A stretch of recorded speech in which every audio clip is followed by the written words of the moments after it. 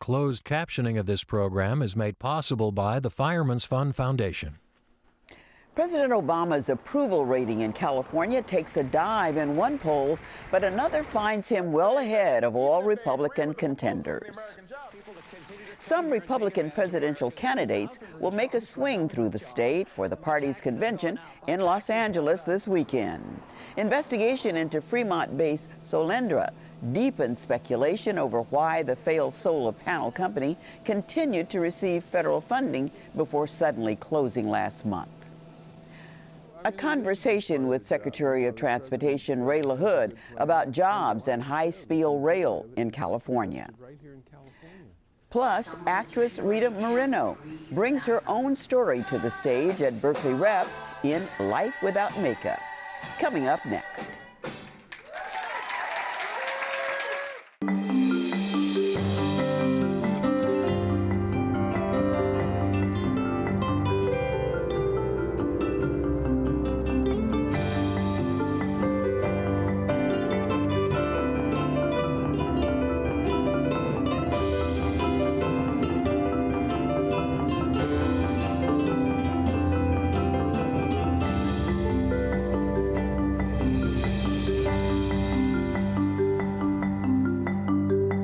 Good evening, I'm Belva Davis, and welcome to This Week in Northern California.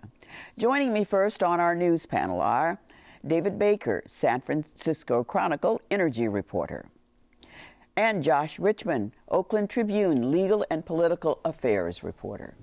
Josh, give us a snapshot of just what the political climate is like in this state. We've got a lot of polls this week. We've got a lot of polls this week, and what the polls are basically showing is that President Obama is now less popular in California than he has been since taking office. A relatively precipitous drop even from just 3 months ago. He has a 46% approval rating now, down from 54% a few months ago. For the first time since he's been in office, a majority of California voters are disapproving of the way he's handling the economy. They still have a generally positive view of him in personal regard. They like him, 55%, but that's very partisan. Democrats tend to like him by a 5-to-1 margin, and Republicans tend to hate him by a 4-to-1 margin.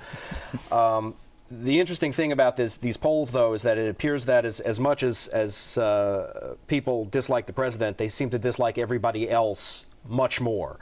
Another poll came out showing that he has double-digit leads over the two presumptive Republican frontrunners, a 13-point lead over Mitt Romney, a 19-point lead over Rick Perry, and the other Republicans really aren't necessarily even on the map, according to these polls.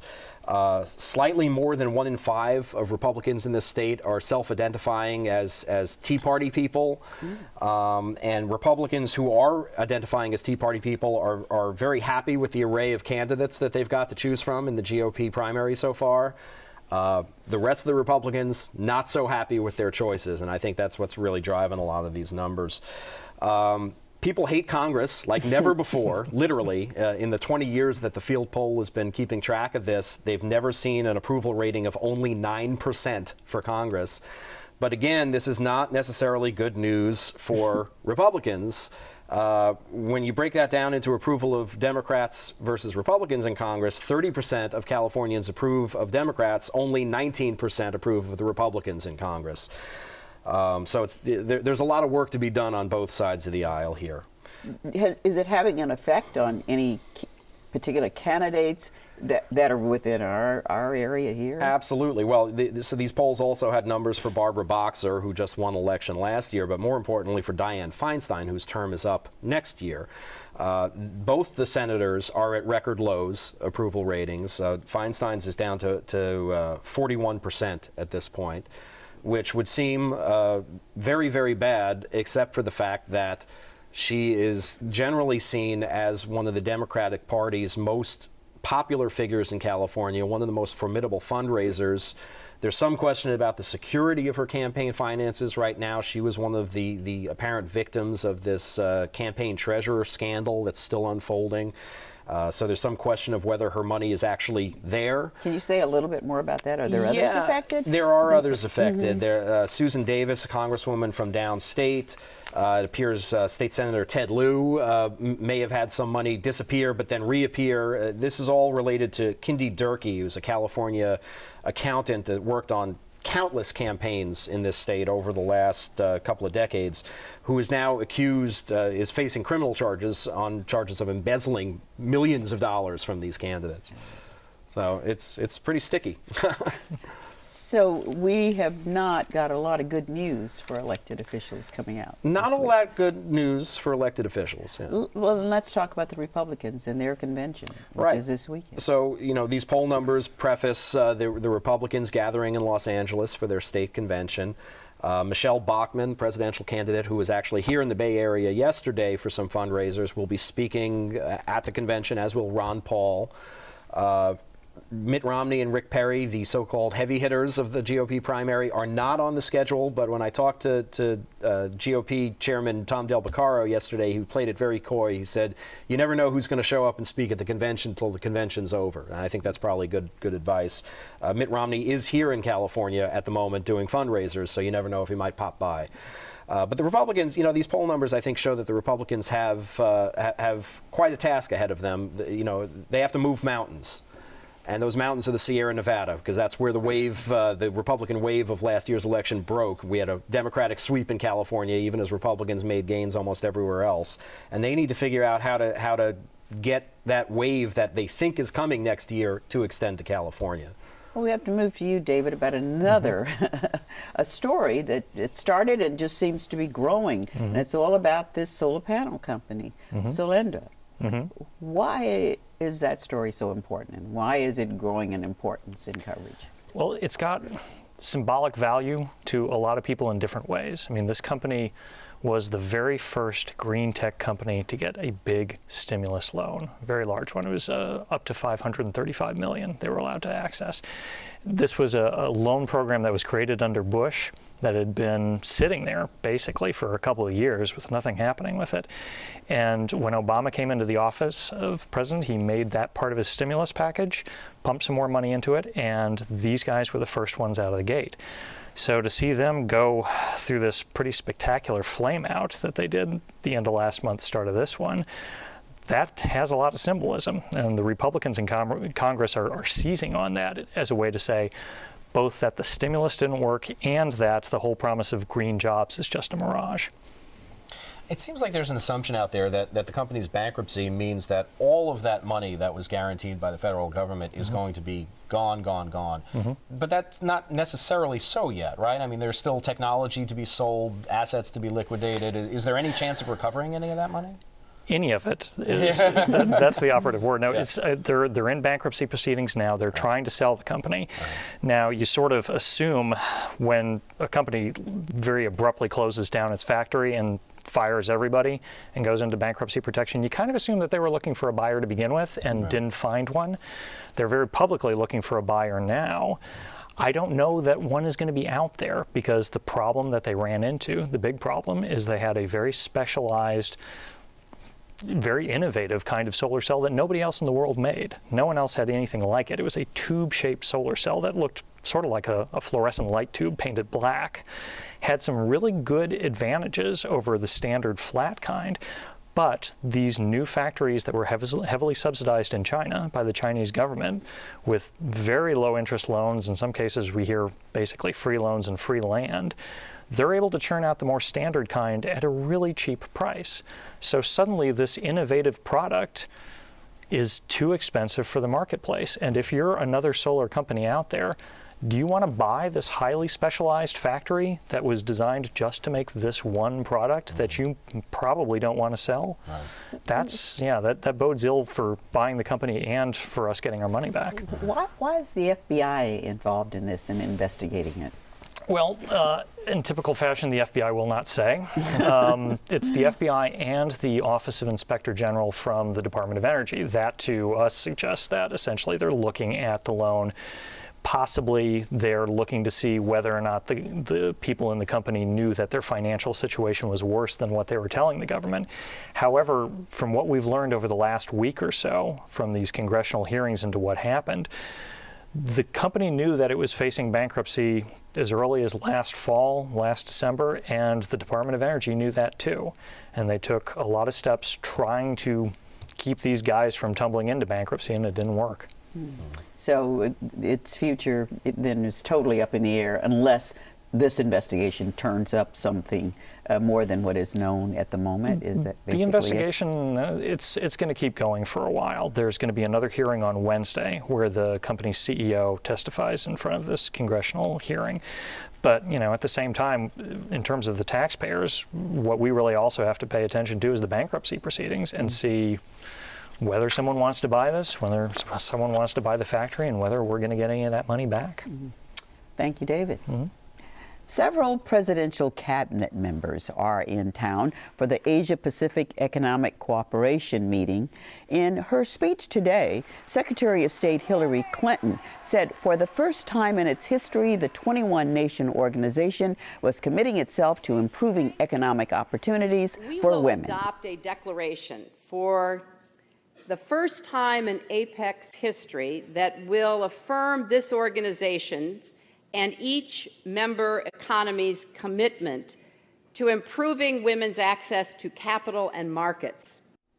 Secretary of Transportation Ray LaHood was here earlier this week, and I spoke with him about how infrastructure projects might stimulate jobs and the economy in California. Thank you, Mr. Secretary. I wonder how you think the work that you're doing here at APEC, at this conference in San Francisco, will help put Californians back to work again.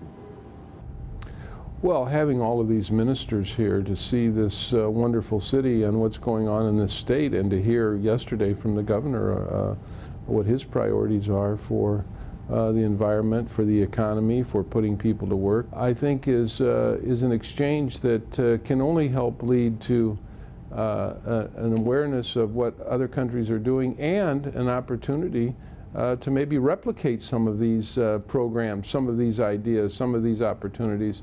Outside of raising consciousness, do you see any short-term benefits from conferences like this to create jobs in California? Of course. I think that the way that other countries have created jobs, other economies have created jobs, and also taking care of the environment, and also taking care of the people that are out of work. This sharing of ideas is not just that. It's an opportunity then to take those ideas and implement them. And I think yesterday's meeting was a very, very good exchange of what each country is doing with respect to creating jobs, creating green jobs. Do you think the glow has gone off of green jobs? Even the president seems to be pulling back a bit. I don't think it's gone for the people that care a lot about the environment, and I certainly don't think it's gone for people here in California. I mean, I had over an hour meeting with Governor Brown about his interest in high-speed rail, but also about his interest in creating green jobs. And I don't think it's left California, and I don't really think it's left the country. In these hard economic times, we can create jobs, but they can be green jobs. And we talk about it in transportation all the time. I was out at the FedEx facility last evening in Oakland and saw cars that are totally battery powered. I saw buses that are hydrogen powered. That could not have occurred 5 years ago. And so all of this activity, I think, is producing very, very good results.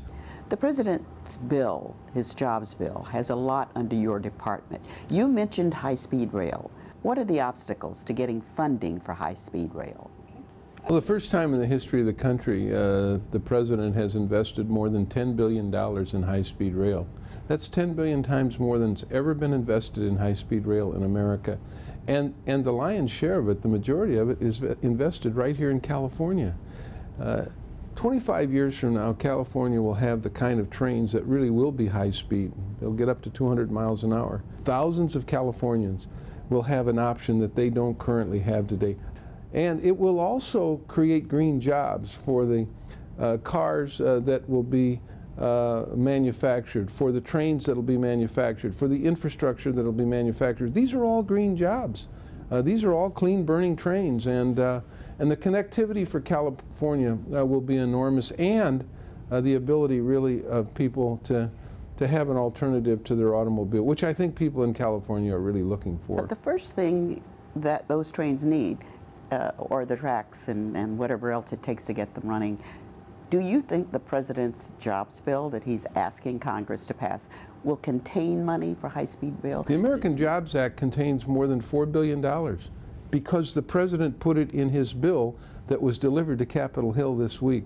The president put in money for highways, for bridges, for transit, but also $4 billion for high-speed rail. The president is committed to getting people onto trains and out of their cars. These are clean burning forms of transportation. This is what the American people want. You spent 14 years in Congress. You were on the Appropriations Committee. What do you think are the chances of getting the president's jobs bill through Congress? I think Congress has finally gotten the message that the American people are hurting, that there are too many people out of work, that our economy needs a boost. The American Jobs Act is the boost that will put Americans back to work, building roads, building bridges. America has always had a big vision for our infrastructure. We want to get back to that. The president wants America to get back to that. Put Americans to work, pass the American Jobs Act now. We can build high-speed rail in California, and we will put friends and neighbors, Americans, back to work, doing what we've always done in America, building our infrastructure, having the safest infrastructure. In another direction, we had a big blast here with our public utility, PG&E. There was a report issued. In that report, some blame was placed on the federal government. What are your comments about that? Well, I actually visited San Bruno, and I met with the families, and it was a heartbreaking day to meet with families who lost loved ones. And we, over the last year, since San Bruno, since what happened in Pennsylvania, since what happened in Michigan, where we've had these pipelines explode and people were killed, we have met with the gas and oil companies. We have organized now so that the gas companies will put up on their websites where pipelines are. People move into communities, they move into neighborhoods, and they have no idea that a pipeline is running through their front yard. What we want to get to is the idea that somebody doesn't throw the switch in their house on a light switch and an explosion occurs in their front yard. Those kinds of safety opportunities are what we're trying to create. We have some responsibility for pipeline safety at the Department of Transportation, but we've given some of that responsibility over to the states. And we want to work with the oil and gas companies to make sure that people are aware if there's a pipeline in their front yard, and to make sure that the oil and gas companies are replacing these aging pipelines on a regular basis so we don't have the kind of explosions that took place in San Bruno. Thank you, Mr. Thank you. Well, be sure to visit kqed.org/this week for my web extra on Secretary Clinton's speech in San Francisco today. Multi-talented actress, singer, dancer Rita Moreno, now a Bay Area resident, is currently appearing on stage at the Berkeley Repertory Theater. In this production, Moreno portrays herself in Life Without Makeup. PBS's NewsHour correspondent Spencer Michaels brings us the story. Mambo! At nearly 80, actress Rita Moreno shows no signs of slowing down. Rehearsing for her one-woman show, Life Without Makeup, she's reprising numbers she made famous decades ago, including her Academy Award-winning role of Anita in the 1961 film West Side Story. Her journey has taken her from Puerto Rico, where she was born, to a childhood in the Bronx, to Berkeley, where she relocated from Los Angeles with her late husband. She's bringing the story of her career, breaking cultural and ethnic barriers, onto the stage of the Berkeley Repertory Theater. I found out soon enough that it was not a good thing to be from another country, which is, in a sense, what this play is really about. It's about a young child who comes to a different country, doesn't speak the language, learns very quickly that it's not a good thing to be who or what she is, and tries to be someone else for a major part of her life. I talked with Moreno in her Berkeley Hills home. Mementos from her career, including her awards, are everywhere. She's one of few people to have won an Oscar, a Tony, an Emmy, and a Grammy. My God, I'm a show business animal. I wouldn't have it any other way. I'm very proud of the awards that I've earned, and I notice I say earned. Tony Taccone, Berkeley Rep's artistic director, persuaded Moreno to perform her life story and wrote Life Without Makeup after spending a year learning about her life. There are very few people throughout history who you can identify as crossover artists. And I think that there are very few people who know in the course of their lifetime that they're actually being swept up by history and that they are in fact making history. And I think Rita's one of those. Moreno began dancing as a child. I would perform at all kinds of bar mitzvahs and Jewish weddings and Catholic weddings as well. I was an equal opportunity little Carmen Miranda. Moreno was discovered and was cast in one ethnic role after another. She played Tup Tim, one of the king's wives in The King and I. Yes, of course, my dear, but they're not unpacked yet. When I went into movies, I did nothing but speak with an accent. They were, of course, all the same accent, because I don't know how an American Indian girl speaks. I played lots of those. And then I played a lot of little Señorita Lolita, Conchita Lolita kind of Spitfire roles. Everything but an American girl. I was the utilitarian ethnic. Were you amused by this? Hell no. Oh, God, no. I hated it. She knows she wants to be a star. And she knows that the biggest stars are Betty Grable and Lana Turner and Elizabeth Taylor, and so she wants to be them. Like, she literally wants to be them. She doesn't like her own skin. She doesn't like her own skin color. West Side Story is the film people mostly remember her for, especially her joyous, biting rendition of America. Life can be bright in America. But the tragedy of West Side Story, the Puerto Rican and white gangs fatally feuding in New York, struck a personal chord with Moreno as well. I understood this girl, Anita, very, very well. I certainly understood racial prejudice because I ran into a lot of it.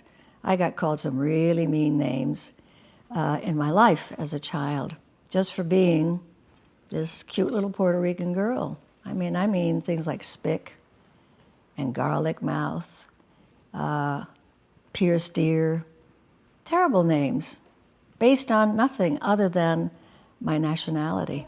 You should have seen how she just said She's now broken free of the ethnic typecasting. At Berkeley Rep, she's performed in popular runs of Tennessee Williams' Glass Menagerie and Master Class. Her Puerto Rican roots off center stage for once. And she's pretty comfortable in her own skin today. I would say Rita is shockingly comfortable in her own skin. She actually understands that she has to become herself and take a stand on things about who she is and not try so hard to be liked. Now that's a story that a lot of people can relate to. That isn't just Rita Moreno, West Side Story. You know, that's about struggle. She had a series of dramatic liaisons with well-known men. You had an affair with Marlon Brando, obviously. Well, it was more than an affair. We had a relationship for at least 5-6 years. And what was that like in terms of, Marlon What was it Brando's- like? It was fabulous, hilarious, tumultuous beyond belief, worrisome, maddening, crazy-making, all of those things. Have you ever been so obsessed with someone that you feel like you can't breathe without them? Marlon felt that way about himself. Now settled in Northern California, Moreno finds Berkeley suits her. One of the things that attracted me the most to Berkeley, immediately, as well as my husband, was the people. I think a city is formed by its people. And I think Berkeley is a swell place. I love it that, I love the women here especially. I love it that they're very opinionated. All right, here's what you do. You go Today, to a lingerie Moreno plays a store, Jewish you buy mother something in the very TV sexy land that'll turn sitcom Happily Divorced. Her other TV credits include a recurring role in the PBS children's series The Electric Company. Now about to start her 9th decade, Moreno has come a long way as an actress and as a person. While looking back, she's still looking ahead. Here I am doing this play, trying desperately to memorize 32 pages of single-space type with nobody on stage to help me. That terrifies me. Being 80, no.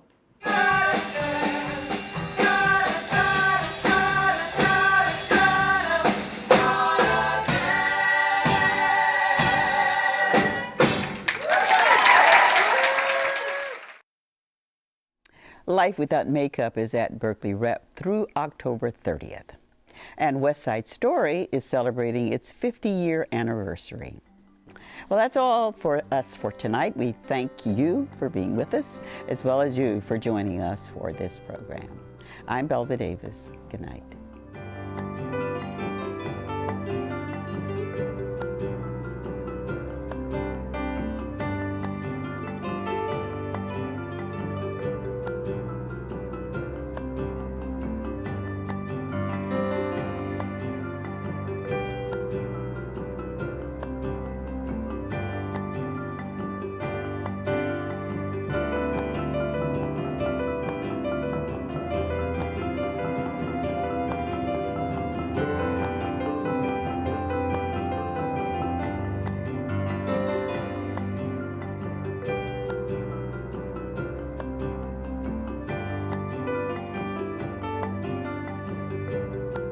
Major funding for arts programming on This Week in Northern California is provided by Diane B. Wilsey. Additional funding provided by the George Frederick Jewett Foundation, Helen Sarah Steyer, and Fred Levin and Nancy Livingston of the Shenson Foundation.